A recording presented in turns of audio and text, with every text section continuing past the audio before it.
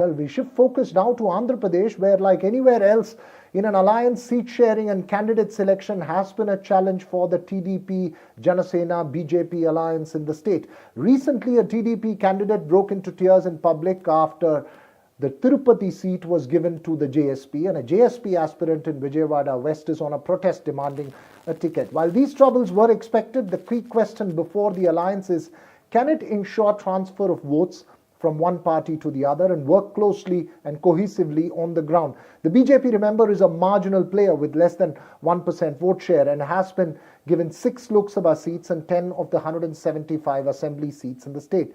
Key questions include if the TDP vote effectively will transfer to the BJP and how the caste vote of the TDP, which is the Kamma vote, and the Janasena's Kapu vote will unite at the grassroots. Before we put that question to our expert panel this evening, my colleague Uma Sudhir posed this specific question to BJP's Anakapalli candidate CM Ramesh, who was once a TDP Rajya Sabha MP. This is what he had to say. One of the fiercest and most interesting battles in the 2024 elections is going to be in Andhra Pradesh, where assembly as well as parliament elections will happen.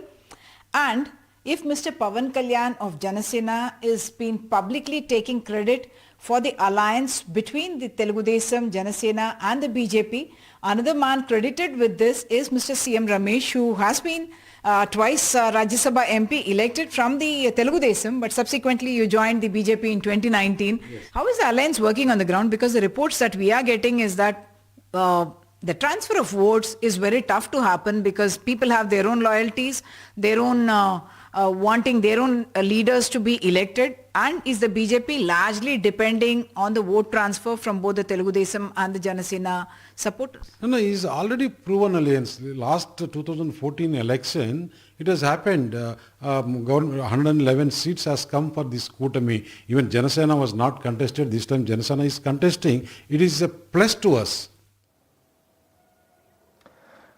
Well, how is it going to work out on the ground? Joining me this evening, Uma Sudhir, as well as senior journalist Pulla Rao. First to you, Mr. Rao. In a sense, this alliance to work needs to have vote transfer from one side to the other. The TDP-BJP have experimented before in 2014. How do you see it playing out on the ground now in 2024? 2014, it was a new state, and there was a lot of confusion. And Chandrababu Naidu is a senior figure, he was able to take advantage of it. Now it's 2024, 10 years have passed. Chandrababu Naidu is out of power, the Janasena is not with them, and BJP, after a gap of 5 years, has come again. So in effect, it's a new experiment. There half the voters in Andhra Pradesh are 35% are new voters as compared to 2014. There are a lot of new factors. Jagan Mohan Reddy is on power. So while it's a good thing to be optimistic about vote transfer, we have to see how it plays out. In fact, in Andhra Pradesh, the election is sometime in May 13th or something, so there's ample time. They've selected candidates. Sometimes things settle down, sometimes there's now enough time to flare up. And there's a lot of disappointment in the alliance, the Janasena, TDP and BJP. The BJP, as you mentioned, had only 1% vote share, yet they got 6 MPs and 10 MLAs, and there's a lot of heartburn there. As far as Janasena, it was expected they would contest 40-50 seats, but he came down to hardly barely 20 seats. So that has also caused a kind of, there is a very, there is a asymmetry there, that the population is large Kapu population, yet they got very few seats. And TDP has resorted to all the old faces. So I would say, at the moment, things are very unclear. They have to settle down, we have to see how it goes. But one thing, the BJP, though has only 1%, you are saying, thanks to the prestige of Narendra Modi, they managed to get a large number of MP seats and good seats. So, but yet, things have not yet settled down. Okay, as you make that point, you're saying it's not clear. Uma, what would you believe is the critical challenge? You met somebody like CM Ramesh, who was once a TDP leader, who's now a BJP candidate. Is it the transfer of votes from the TDP to the BJP which would be essential for the BJP? Or is it the transfer of votes from the JSP to the TDP which is absolutely essential for the TDP in the assembly segments?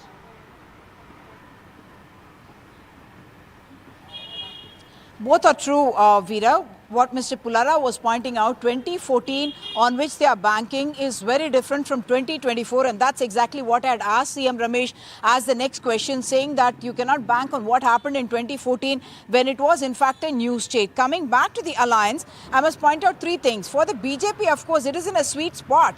Otherwise, they got less than 1% of the vote in the 2019 election, and now if the TDP and the Janasena vote were to transfer, they can actually end up with some assembly seats, end up with some parliament seats as well if the vote transfer actually happens, because on their own they may not be able to win any seats, and that any political analyst will tell you. What you are referring to in the link, talking about the Tirupati Assembly candidate Sugunamma, who has in fact been an MLA from Tirupati Assembly, now expressing unhappiness and saying that perhaps she will not be able to work for a Varaprasad, who in fact came from the YSRCP just the day he was announced as the candidate.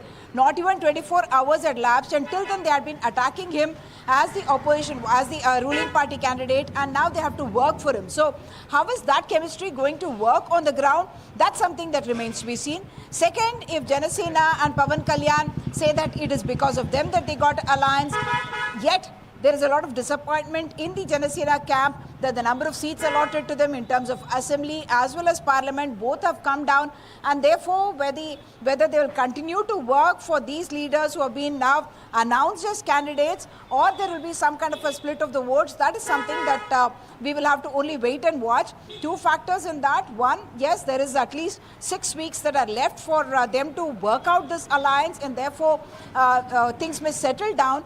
And second thing is, of course, that they will able to realize that this is actually a do or die battle for Chandrababu Naidu. He knows that even though he may not get political strength in that sense directly from the BJP on the ground, but he knows that their blessings are required. As you're making that point, I'm sorry to cut in, Uma, but very quickly, what do you think is possibly a larger challenge in terms of the minority vote as well? Is there a fear that the minority vote could alienate this alliance, and would that be something that the alliance is concerned about? Quickly on that. Certainly they are worried about the minority vote, but that is something that's been for the last, let's say, 20 years. This talk has been there that where the BJP will be there, the minorities may not vote for the BJP, of course, or the alliance that supports the BJP. That is a talk which the BJP has been countering, giving examples from Uttar Pradesh and elsewhere, saying that that's not what will happen. But I think that is part of their calculation already, because the presumption is that the SC, ST minority and the BC vote may go largely to the YSRCP, and yet it is the other consolidation that they are hoping, the urban voters, the talk of no development, no jobs. That is the narrative that the alliance is building. And like CM Ramesh told us in the interview, the fact that you are someone who are part of the NDA will bring you development from the center, will bring you funds from the center. That's the dream that's being sold, even as they are saying that they're going to go back to Amravati as the capital if the Chandrababu Naidu alliance comes to power. Back to you.